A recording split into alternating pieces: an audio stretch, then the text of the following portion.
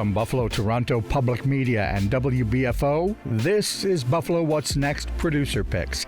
Highlights of important interviews from our weekday discussion on race and diversity. On today's program, a freewheeling conversation with the ladies of Alpha Kappa Alpha sorority in Buffalo. We don't step either. No, I'm a little too old for that. Yes, we may stroll a little bit. Also, Buffalo-based author Shondra Brown. We have this thing that we say within the black community that we pay a black tax. And that black tax is that we have to work twice as hard just to prove that we're just as good as maybe the average white person. And Shia Arnold from Nurah and Associates. We always need resistors and champions, I always say. So any work that I develop, I always say, let me go to my resistors first. I'm Dave Debo. Thanks for being with us. Up first, Buffalo area nurse practitioner Shondra Brown talks about her book, The Black Professional's Guide, How to Navigate White Privilege in the Workplace. The book kind of started off kind of like it was an exercise of catharticism for me because I had a experience at work, and I do write. I write poetry, I write short stories, but it was so traumatic for me. I said, you know what, I got to write this down because I can't believe this just happened to me. And then it just kind of took off from there and it expanded. And because of me being a nurse practitioner, I wanted to make sure that I wasn't speaking just from my experiences. So I had to interview people. And in me interviewing people, that meant I had to interview black, white, Asian. I had to interview all people and say, you know what, when you see black people or brown people in the workplace, what comes to mind? What do you think of? What have you seen them get jammed up by? And a lot of the scenarios were so similar that I was able to kind of like just go chapter by chapter by chapter of things that happen to not just black people, white people too in the workplace, because sometimes I feel like people kind of enter the workplace kind of green, kind of inexperienced, and a lot of the issues that happen, they're not expressible. You can't actually put them into words. You can't verbalize them. So they enter the workplace, a lot of hubris, a lot of arrogance, a lot of ignorance, and then boom, they get jammed up. So a lot of unwritten rules. How many people did you interview? 30. And what was the number one common theme? Not knowing your worth, not feeling wanted, not feeling accepted. So that was all about knowing your worth. So that's why there's a chapter that says know your worth. And it's not just the monetary worth. It's you valuing what you bring to the table, the experiences that you have.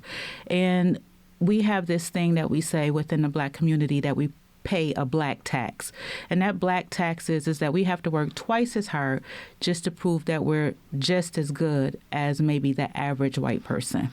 And so I find that to be, at first when I heard it, I was like, I don't know, because I'm a City Honors graduate. I've always been smart.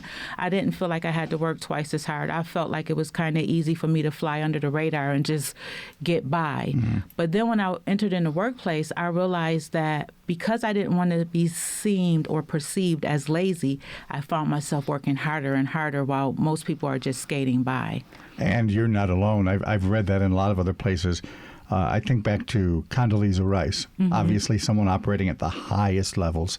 She, in her autobiography, said the same thing, that early in her career, she felt she really just had to be perfect because she was a person of color. Right. And oftentimes we carry that on our shoulders. We carry that stigma. I don't know if anybody can imagine how fearful it is when you hear about a crime and you don't have the identity of the person. I can guarantee you there are millions of black and brown families sitting at home saying, please don't let them be black. Please don't let them be Latina. Please don't let them be Hispanic. And then when they're not, it's a sigh of relief. And then when they are, you're like, oh, my God, the whole world is judging all of us because it's this ideal that we're a monolith, that we're the same person across the board. And we're not. We are individuals with individual ideals. Some of us are conservative. Some of us are liberal.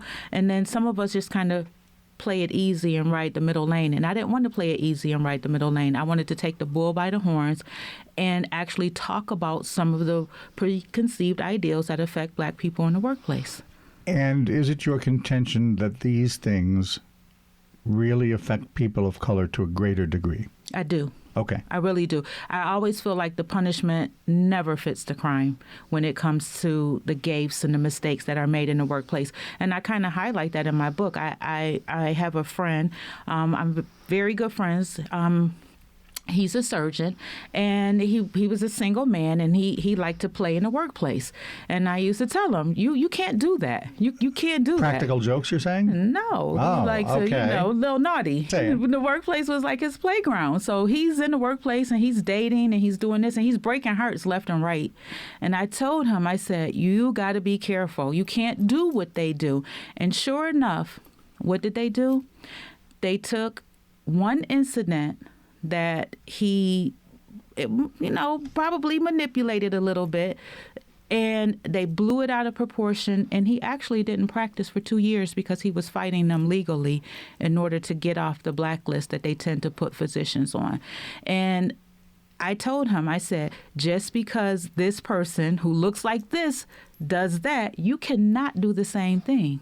One of your other chapter headings is racism. Sure, now prove it. Mm-hmm. That plays a role here as well.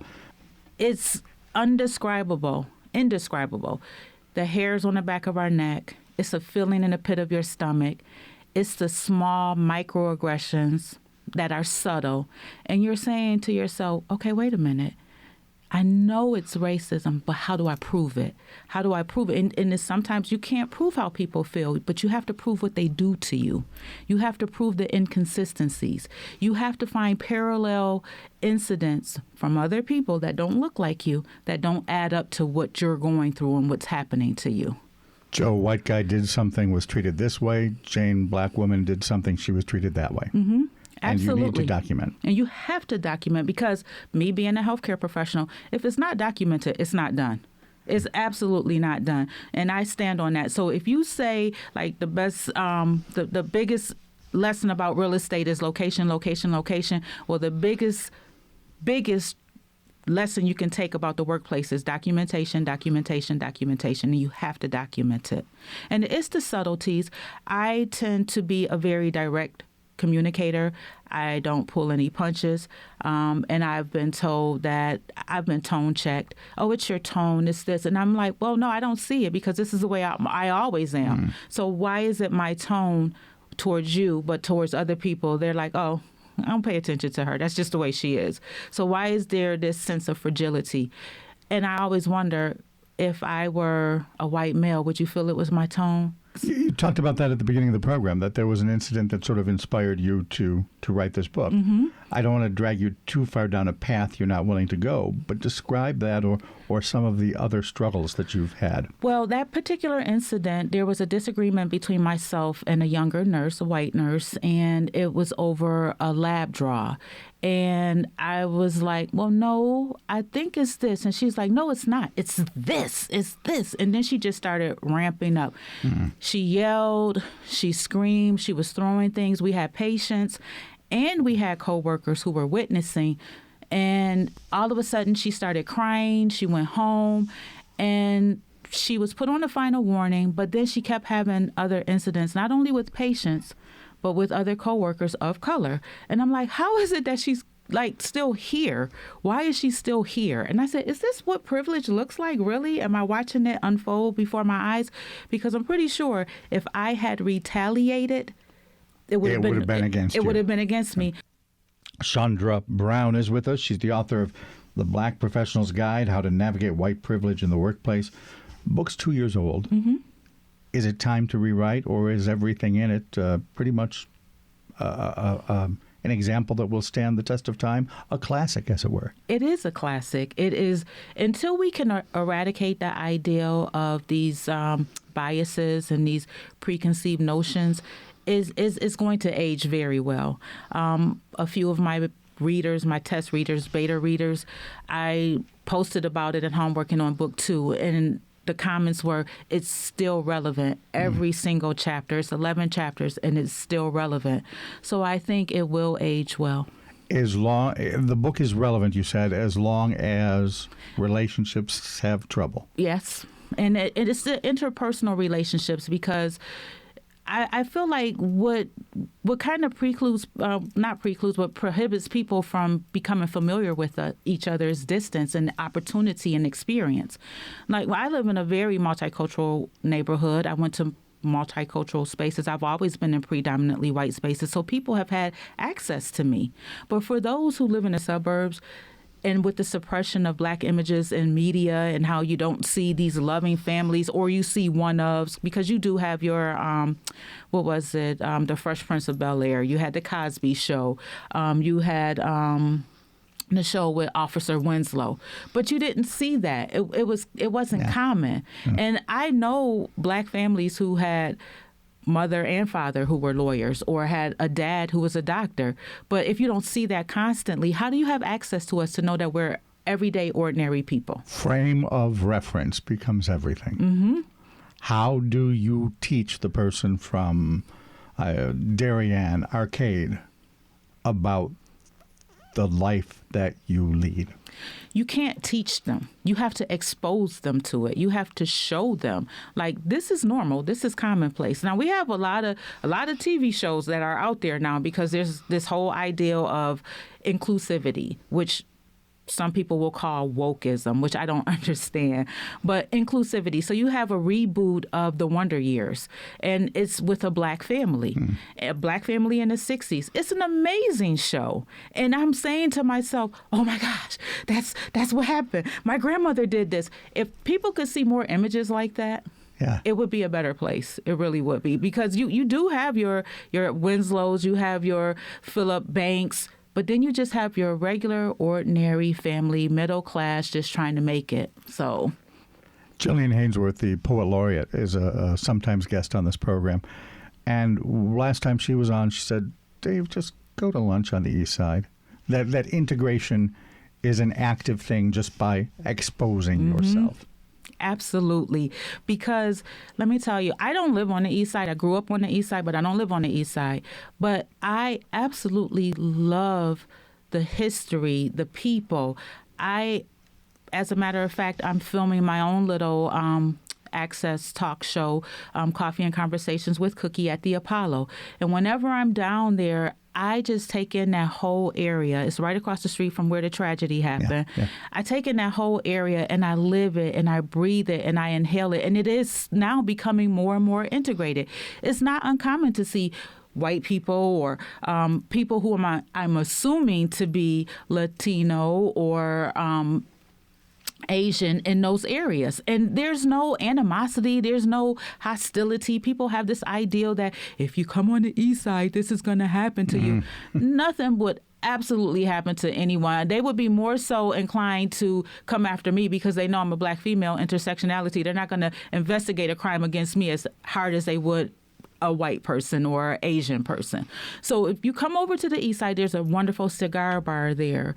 There's the revamping of the Tops there. There's the Apollo Media, and it's public. So you can come in there, you can talk to the director, you can get some things done, you can shoot a podcast.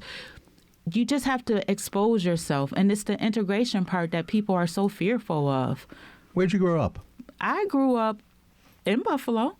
I grew up primarily French Street area, and then we moved to Reed Street. We lived there for quite some time, and while I lived on Reed Street, that's where I attended City Honors from, and most of my friends from Reed Street were still friends. We call ourselves Reed Street All-Stars.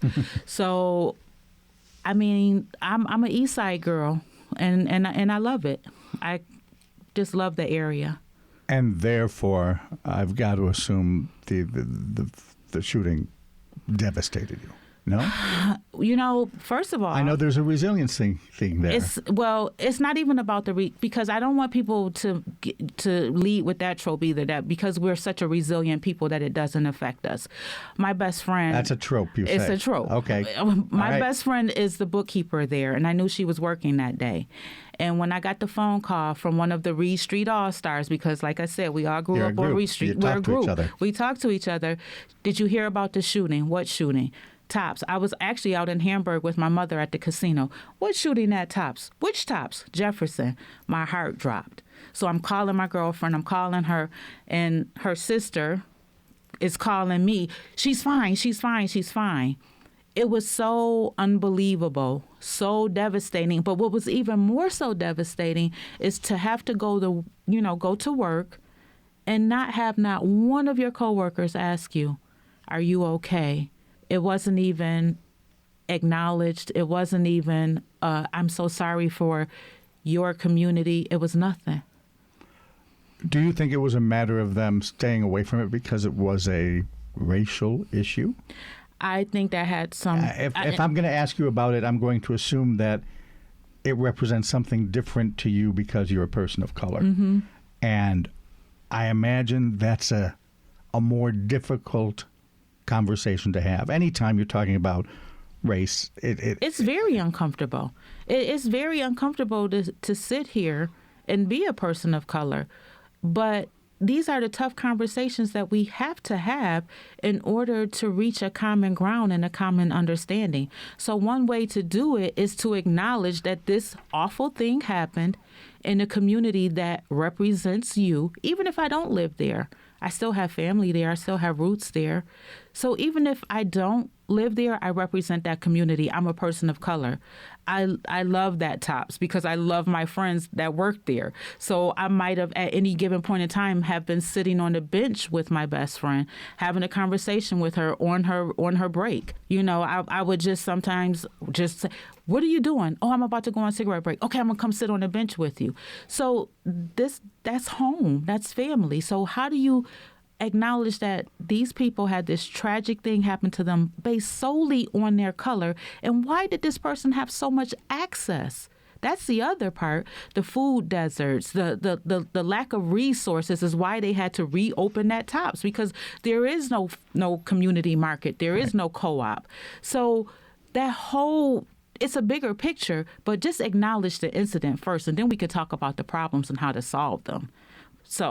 And is it proper for someone to just assume that it's okay to have these conversations? When is it useful and good? When am I being offensive? How do we draw that line? You know what? It takes a lot to offend me because I don't feel any question is a dumb question. We learned that in school. The only dumb question is the one unasked. But what I don't like is I know that happened to you, but it is. And so how do you say it's just all about race? Because that centering, it drives me insane. And then when they deliberately want to miss the point, when they don't want to deliberately miss the point. And you can tell when someone is being deliberate in their tone, in their conversation, the condescending, the patronizing. Those are the things you can't document when you're trying to document racism. Going back to right, but you can feel them. So I don't feel like it's offensive, but to ask the question. But I feel like if I tell you that you're being offensive, that's not your time to get resentful and then try to tone check me and then try to downplay how I'm feeling about your question. If you say the question is valid, then I must be ready to assume that your answer is valid. Right. You can't disqualify or invalidate my response. Broadly speaking, and maybe this isn't a question about race, but it probably is. Broadly speaking, what does Buffalo need? Buffalo needs more resources for the youth. They need to see some hope. The inner city youth need to see hope. They need to see that the light at the end of the tunnel is not the train, it's not TikTok, it's not Instagram, it's actually a path. And if you stay the course, there is or can be beautiful outcomes. So we need more youth resources. And you have to start young. You have to start early. Are you talking more mentorship programs? Yes. Okay. Of which I'm trying to start. I actually have a grant writer who is doing some research for me now because I am partnering with a friend of mine in order to provide those mentoring programs and those type of boots to the ground activities so that they can see that, it's hard work. Everybody's not going to be going viral and get famous off of TikTok because they tried this lipstick. There's actually work to be done. All right, and you mentioned that you're working on a second book. And I am. Earlier in the program, you spoke of poetry. So I've got to ask you, what are you writing now? Well, I'm working on 2 books. One of them is a little urban fiction, and I'm not going to say the title of that because it's a little spicy, and I don't think I can say it on air. And the other one is the Black Professionals Guide, Sisters Play Nice in the Sandbox, and it's about the relationships between women in the workplace and how we kind of do each other in tragically. So that's interesting to me. Your premise is that sisters don't treat each other the way they should. And this is not sisters as in women of color. I'm talking about sisters, women. Okay. Yeah, we don't treat each other fair. All right. What about the poetry? Oh, I love poetry. I write a lot of poetry. I write something every day, and it's kind of like my heartbeat. And I used to be a slam poet, and I something might hit me, and I'll just I wrote about cutting my hair off. So I did this poem, my short natural hair, color blind, yet I have no blue eyes or even green, but I work this look better than any Caucasian queen. And that's no shade, but buzz cuts or fades like me is well maintained. Yeah, I said it short and cute with intelligence to boot. But when I cut off my dark brown tresses, people began to wonder, girl, is it basketball shorts or dresses? Save your questions or comments unless it's to compliment. This is my signature look, created more than 20 years ago. Long before the beautiful Amber Rose, I decided not to let my hair grow. One of the poems. And that's off the top of your head. That's tremendous. That's Shondra Brown. Now, Shia Arnold from Nurah and Associates, her DEI education and consulting firm, has a unique small business niche. My company, Nurah and Associates, the first thing that we focus on is providing a level of racial equity and being able to talk about the system of inequities that small businesses focus on. So our 2 primary services is organizational leadership, and within that, we'll begin to talk about what opportunities are available to be able to close the gap and provide equitable opportunities. So it's more than just hiring. It's the way they manage their business? Yes. It's the way they manage their business. It's the way that they operate within their business models, the partners that they bring to the table, how they continue to advance their relationships with their consumers. And so I primarily, although I serve everyone, I really have a niche specialty with minority-owned businesses, so women or people of color. And the reason why I'm specific in that area is because I know the limited access that people of color and minority-owned businesses have had, whether it's due to funding, whether it's lack of talent that they can get, whether it's lack of capital, being able to go to those big banks and apply, whether they have to leverage their personal funds. There's so many things and so many systems of inequities that have been developed that doesn't allow them to operate at the same level of efficiencies of non of color organizations. And so if you just look at COVID and PPP, a lot of small businesses that were minority led did not have access to the resources or did not get approved for the funding. So my company is to come in and observe how can we make it more equitable and what opportunities are there. So it's not just incorporate DEI into your small business. It's navigate your business as a minority-owned business. Yes, and looking for what opportunities are available that are equitable. And when we think about equity, it's just understanding that everyone has a different starting point. And what are your needs? When you look at equality, it's understanding that everybody has the same fairness and likeness. And how I like to describe it as everyone has access to walk in and out of a door. Yeah. But the way you walk in and out of the door or have access to that may be based on equity. So if you are a person who's in a wheelchair, you may not be able to walk through the door the same way a person who does not need a wheelchair. And that's understanding equity versus equality. Okay. And you would argue, obviously, that a person of color is akin to the wheelchair. I would argue that a person of color, people of color, need equity. And what we need people to understand is that we all have different starting points. And when we look at the systems of inequity that have been placed against us way long back into our history, whether it was the Jim Crow laws, whether it was the redlining, all of the things that have been stacked against us, although we still prevail and we're still able to, do what we need to do, we really need people to understand that equity needs to be in consideration. So when we're creating policies, when we're creating procedures, when we're creating systems, we need to think about the systems of oppression historically that has taken place that may marginalize people current day. All right. What are the biggest obstacles to equity? Really funding. Okay. For a lot of times for small businesses, if they don't get the right funding, if they don't get the ability, look at chain supplies demand, something we've all experienced. But when you're a minority-owned business, if you don't have the right funding, you don't know how to pivot right away. Mm-hmm. When we think about COVID, people didn't have the extra funds aside in their business model to just pivot to a non-contact based solution. When we think about real estate, 3% of people of color own commercial real estate.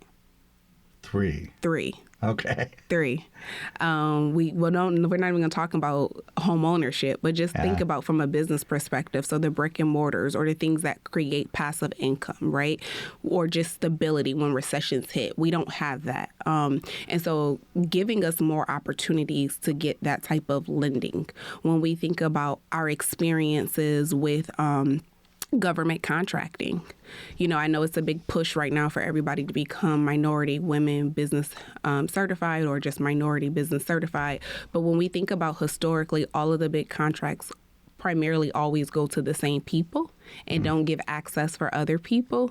We don't then get access for those big contracts, and we then don't know how to do business with the government. Is it fair to say that the MWBE program, Minority Women Business Enterprise Program, doles out preferences to the people who are registered as MWBEs? I would say it's fair that there's more opportunities than there has ever been. When you look across our region, we see there's a lot of more opportunities to get certified.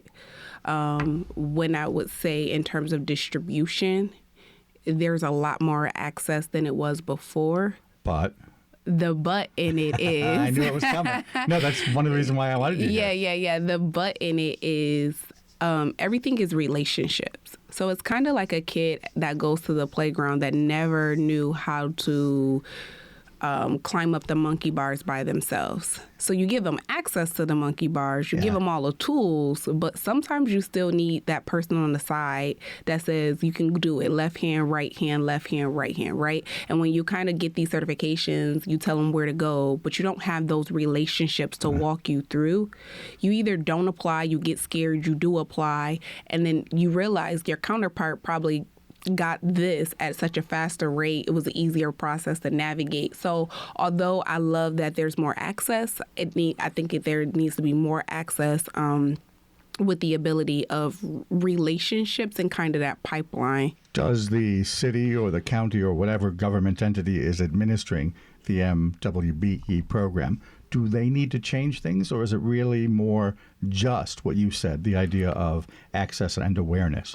I think the government entities are doing a better job with the changes that have been made. And what I would say that the changes that do need to be made is that it needs to be continued to have equity in mind, continue to invite people of color as stakeholders to the table when they're creating these policies, procedures, continue to have shareholder meetings with your community, especially the community who it will be served to, it will be affected, to say, how might we navigate this process together? That feels a lot better. You, I think, are not the first to say that the community, capital C, is sometimes just left out of the planning. Absolutely. It's always usually we will create the rules, process, procedures because we know what's best. Then we'll go to the community and say, here are the rules, processes, and procedures. Yeah. And I think what's...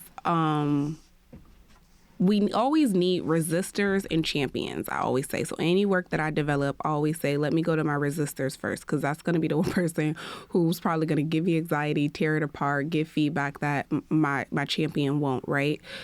We need that even with people who create opportunities for our community. Bring in that community stakeholder who's usually against whatever policy, because they give hopefully a perspective that can provide solution, change. And then I always tell people, if you come to me with a problem, come with the solution, but also be ready to put in work. I'm intrigued because I think most folks, and to some degree I was this way, think of DEI as a big company thing. What is the impact on hiring when you only have 2 or 3 employees, when you're a small business? Something I know you concentrate on businesses of 10 employees or larger, but even so, I would think that DEI work for an organization with 15 employees is probably a lot harder than DEI work for a company with 100 employees. Yeah, I like to say we should think of DEI as an everyday practice, right? So when we're creating any type of business goals, is it inclusive and is it equitable?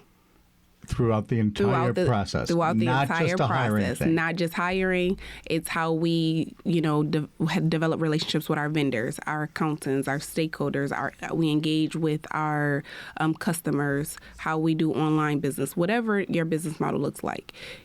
If it's I want to make $10K in this next quarter with a new distributor, okay, let's think about, is that person a minority-owned business? Let's think about, is it equitable because it's a given opportunity, right?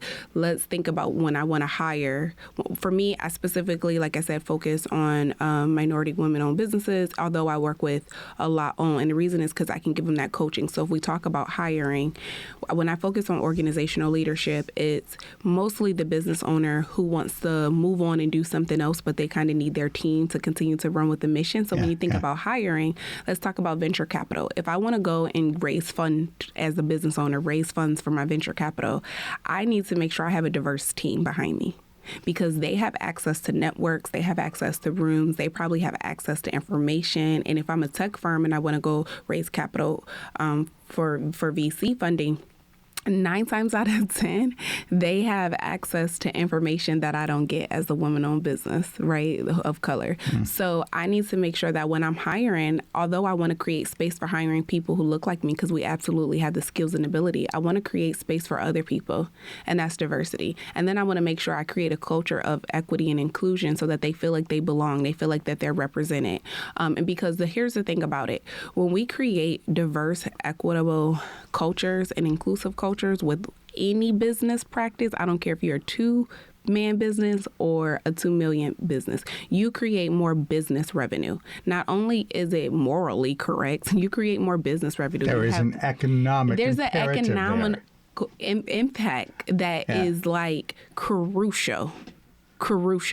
So when I look at my top brands and brands that I love, even if they're about Black founders, guess what they did? They had to diversify their portfolio. Guess who has access to that information? Usually people who don't look like us, but not also, let's not mitigate the fact that people who look like us does have access to that information, and they're in the room and they will create spaces and tables for us. That's Shia Arnold. This is Buffalo What's Next Producer Picks, highlights of our weekly conversations on diversity, segregation, and other issues that spring from the TOPS shootings. We end the program today with Angeli Preston's conversation with the Sisters of Alpha Kappa Alpha, Buffalo Gamma Phi Omega Chapter President Otillie Woodruff, Vice President Denise Cobbs, and later Social Justice Chair Pamela Stevens-Jackson. We are so excited to have you. I'm so excited to have you. Let's, first of all, pink and green. I see you all got your gear on.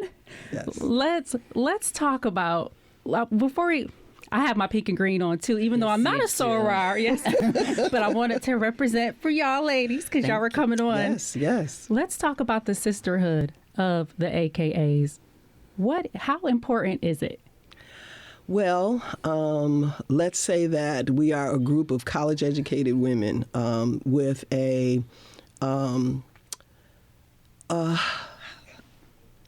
we have the same mission in mind, and that is service to all mankind, right? So that's our motto. We start at the undergraduate level, and we move on to the graduate level, and we continue with our service in the community, addressing the needs in the community within where we live. And so that like-mindedness keeps us connected. And the interesting connection is that we also sort of mirror the other fraternities and sororities in terms of service being our mission. Okay. The Divine Nine. Yes. So the AKAs started at Howard University, which is a HBCU, in 1908. But tell us about your chapter. So our chapter started in 1944, June 25th, 1944. We were chartered here in Buffalo at the Michigan Street Y. And every opportunity we get, we want to edify our founding members. And they were Natalie Hilda Evans. She attended Morgan State. Lois Hill White was from the University of Kansas. Marie Ming Hardy was from Michigan State. Edna Turner C. was from West Virginia State. Maud Cummings was from Montgomery. Maud Cummings Montgomery, was from Fisk University.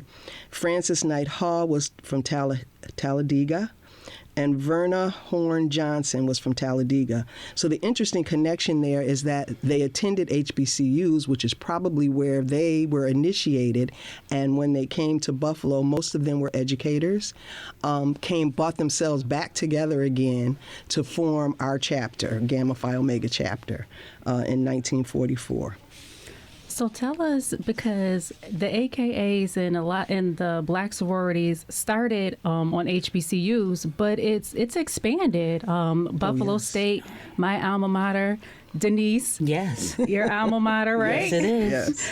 They have all these colleges that are not HBCUs also have their chapters. So how important is it for organizations like the sororities and fraternities to be national, to just not be on HBCUs or at HBCUs? That's a good question. I think the ability to find some commonality, some way that you're represented on a predominantly white campus, the organizations give you the opportunity to connect and be a stepping stone for each other, right? So that you can grow and encourage and support in your mission for becoming college educated, because we know that that's not an easy process. It's not for the weak at heart. So having a resource or, someone that you can help you, in the process, I think is really important. And it's much easier when you're on a campus and you see yourself walking, every day, as opposed to when you're not. So it becomes I'm going to say support system, for lack of a better term, and I'm sure that there is a better term, but it becomes a support system for you. I would definitely agree, though, because and I get the opportunity to watch young men and women who might not have anybody else to connect with, who end up finding commonality with others, and it is a real means of support. That and some of the other specialty programs, but particularly the fraternities and sororities, because it also gives them an opportunity to be involved in service and philanthropy and things like that they wouldn't just go out and do themselves. And it's almost a continuation of high school from that standpoint, because a lot of students do that now. Not always, but a lot of students do that in high school, so it gives them something that they're already accustomed to doing and a ready-made group of people to do it with. Mm-hmm. Let's talk about some of the programs that the AKAs have. The Emeralds of Excellence, the Debutante program. Okay, yes. So the Emeralds of Excellence was our, our 2020 Debutante program. And that was a breath of fresh air for us, because it was in the midst of COVID, and we were able to have a virtual program. So we were really excited about that. This is our 40th year, our 40th debutante program, coming up this December 10th, 2022. And it is the Reflections of Excellence, Leadership Through Resilience. I think I got that right. And so we started this program in 1949. Our first program was at Klein Hands Music Hall, and I believe it stayed there for many years, and it was a big event in Buffalo for the debutante program. So we're hoping for the same thing this year. So we've had over 700 young ladies go through the program. She's a debutante, yes. You know what, Pamela? We are going to get to you, and we have two mics. We are going to get to you in the second part. But Okay. I do want to talk about that with you. Go ahead. So this year we have 11 young ladies going through the program. As a matter of fact, they just returned from their college tour. They had an opportunity to visit American University, Georgetown University, and HU, Howard University. And speaking with the young ladies, they had a fabulous weekend. And so we're excited about their coming out. In 1981, our program started doing what we call the rites of passage, or the African present to society. And so we have two presentations during our debutante program. One is European and the other is African.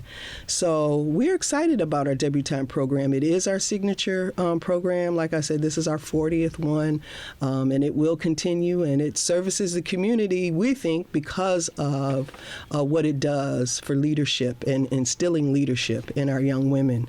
So yeah, that's where we're at. Awesome. Yeah. I want to shift over to Denise for a moment. Yes. Vice President of AKAs.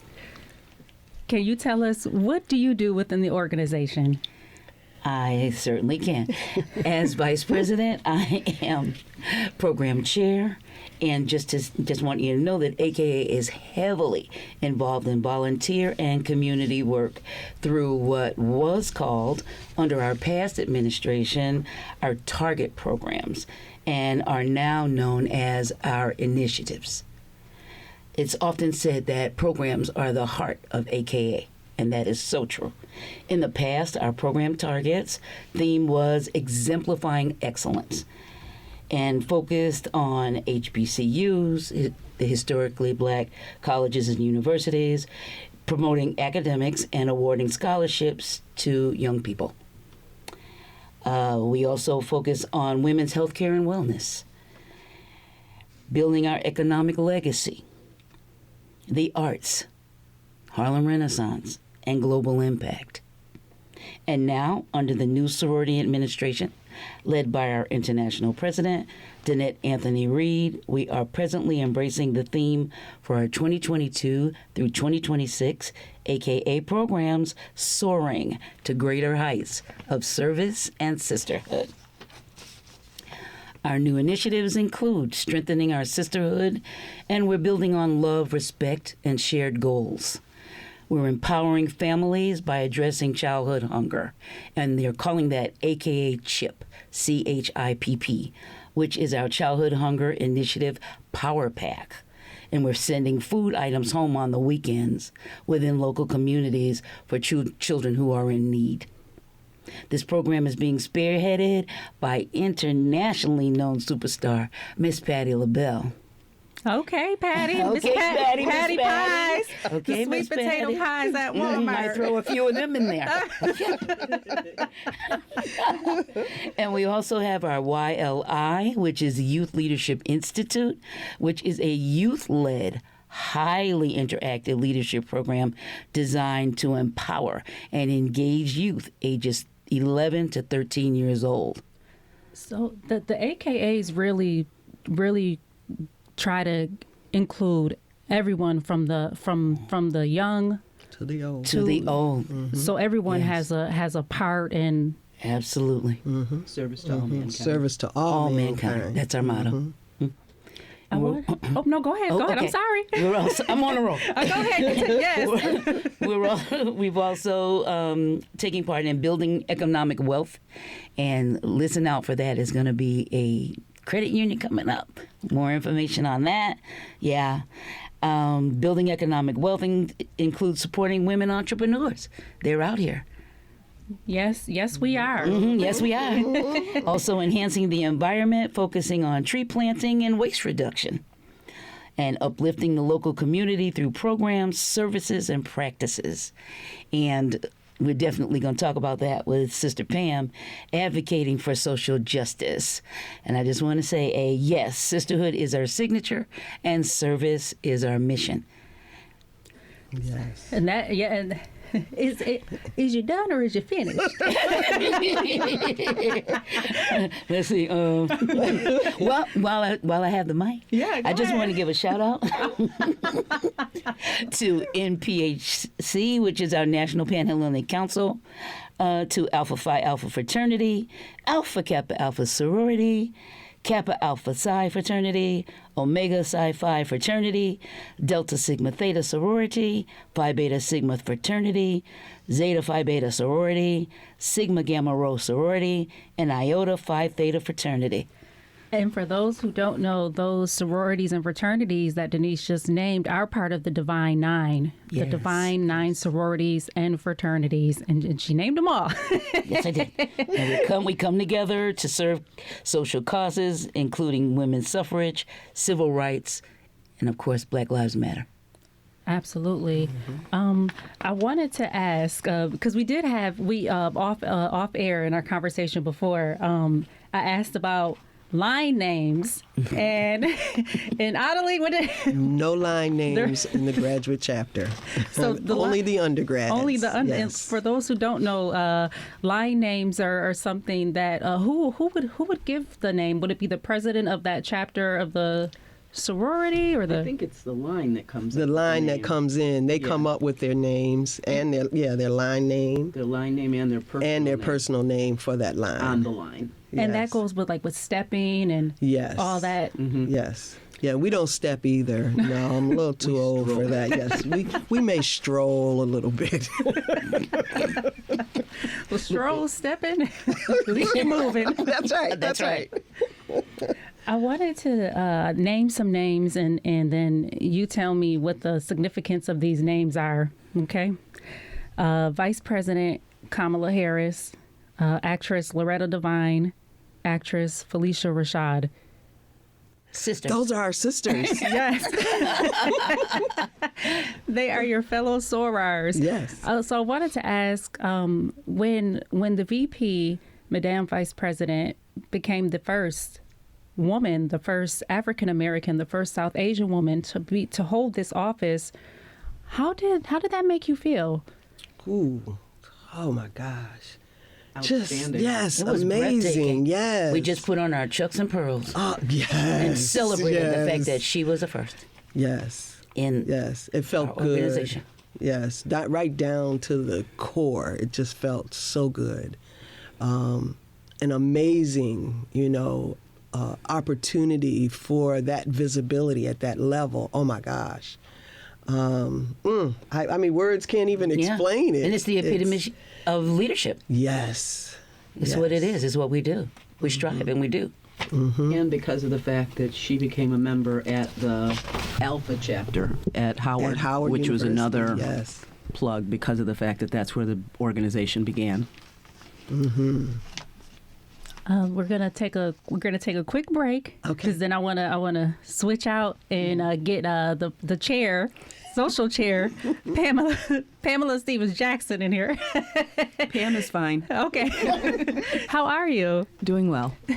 We were talking before you arrived, and one of the themes here that is with the AKAs and sororities and sorors is commitment. And your sisters mentioned that you just came back from Europe last night, and you are here this morning. Yes. Talk about the commitment and what it takes, like, because that ride, I'm sure the flight was travel time 20 hours, and you're here this morning. I left the Czech Republic midday yesterday, and I went through Munich to Chicago to Buffalo. I left my son in the midday, and I got back in the house at about 1:15 in the morning. And now you're here at WBFO. Well, that's because I told my president before I left that I would be here. And then I forgot where it was, and I was like, so I sent her a text. Let's talk about what you do within the organization. Social justice chair, or Black Lives Matter activism. Talk to our audience about what you do specifically. My responsibility is chair of the committee that arranges or collaborates with other organizations and the sisters within our sorority to provide opportunities for the community, empowerment, voter issues, including registration, awareness, education, even down to things like education about what the time frames are for voter registration, where to do it. Sometimes we will collaborate with another organization and do, for example, a voter registration drive where we will have laptops there so that people can either register online, and we'll have the hard copies for those people who aren't comfortable doing that. And that's typically somebody who's older. Sorry. Okay. Seasoned, yes. Seasoned, yes. Who would prefer to actually have the paper, fill it out, and we can either mail it for them or let them take it and mail it themselves. Either way, encouraging people to not only register to vote, but then as a follow-up to actually go vote, because it does no good if you're registered and you don't actually vote. There are misnomer is that the 4-year election is the only one that's important, but it's not the case, because the midterm elections in between can completely change the composition of the Senate, the House, all the state legislature, all the county legislatures, and it can mean a big difference in terms of what's accomplished, what's not accomplished, what's advocated for, and sometimes people don't see that. They think about, presidential election, and that's the time to get out and vote. And they don't pay any attention to the other things until things start going wrong. A good example would be the reversal of Roe versus Wade. And nobody saw that coming. But to hopefully prevent things that would not be agreeable for the community at large. And we don't advocate for particular candidates either. We advocate for voting, for registering, and then actually follow through and voting. No political campaigning, so to speak.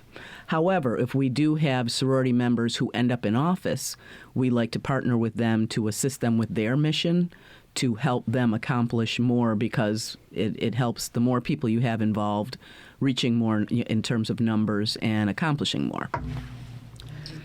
I want to talk about the work that you do at UB.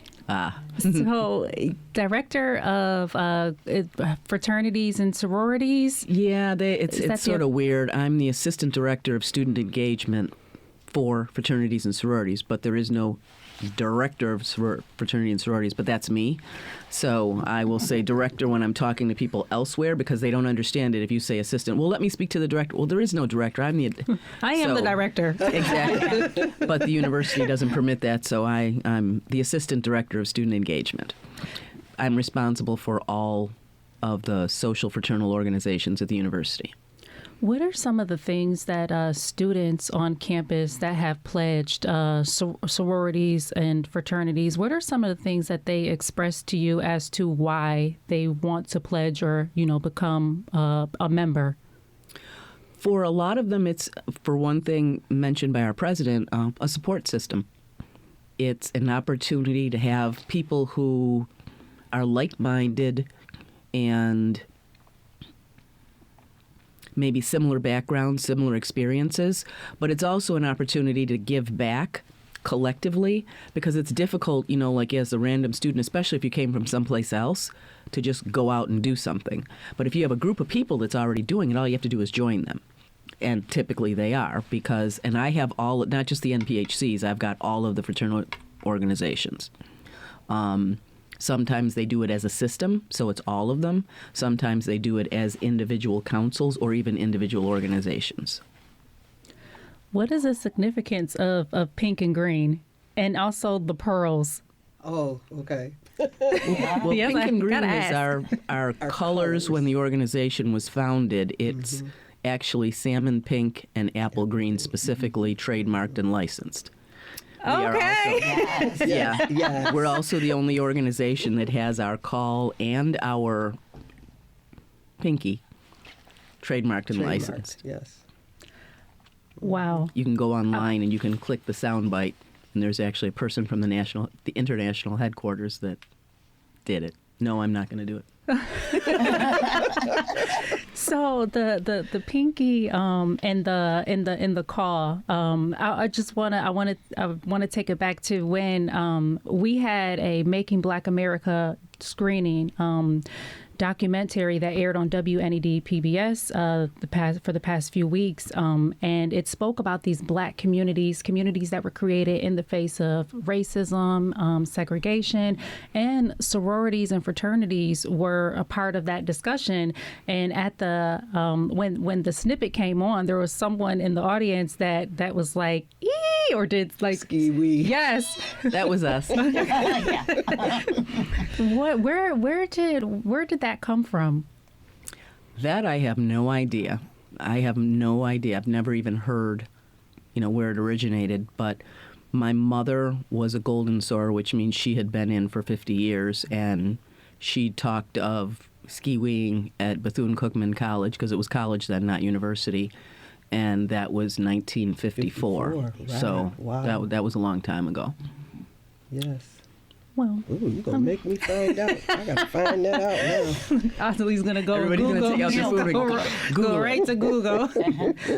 Wow. What's next for you ladies, for the AKAs? I'm not sure if we can say next as in different. Different programs, but still the same missions and the same general goals. The service to all mankind is pretty much a summary, and it can take all different shapes, colors, forms, sizes, events, activities. Bottom line is service to mankind. And does the AKAs, do they have any programs or anything coming up in the future?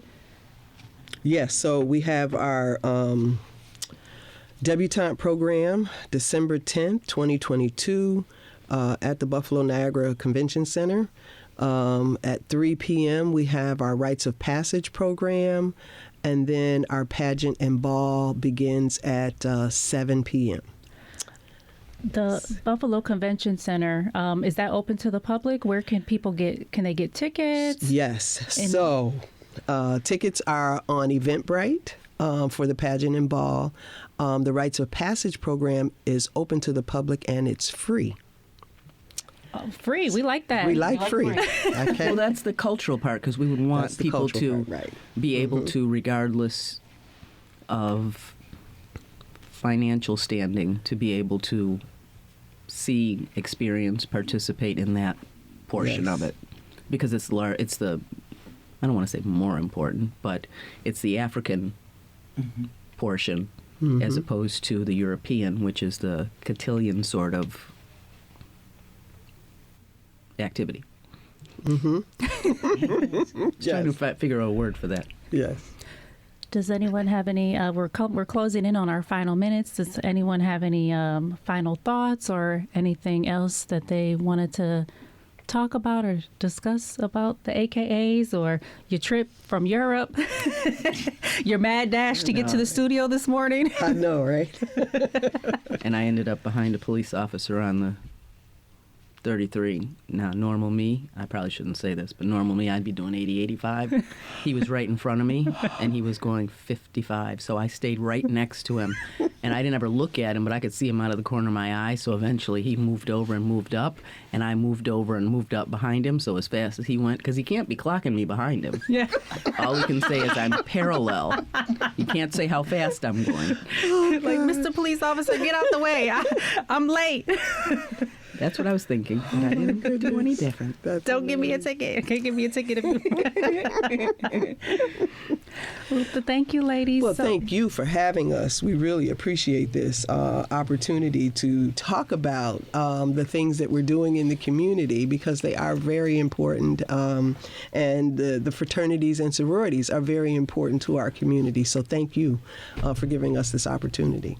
Thank you for coming, and the invitation is always extended for you to come back later and talk about whatever else you have going on in addition to the programs. So thanks so much, ladies. Thank you, Angelie. Yes. The Sisters of Alpha Kappa Alpha Buffalo Phi Omega Chapter wrapping up today's program for us there. Buffalo What's Next is a daily podcast. You can subscribe wherever you get your podcasts. It's also available on demand at WBFO.org and on the WBFO and NPR One apps. You can also hear it live each weekday at 10 with a rebroadcast each night at 9. I'm Dave Debo. Thanks for listening.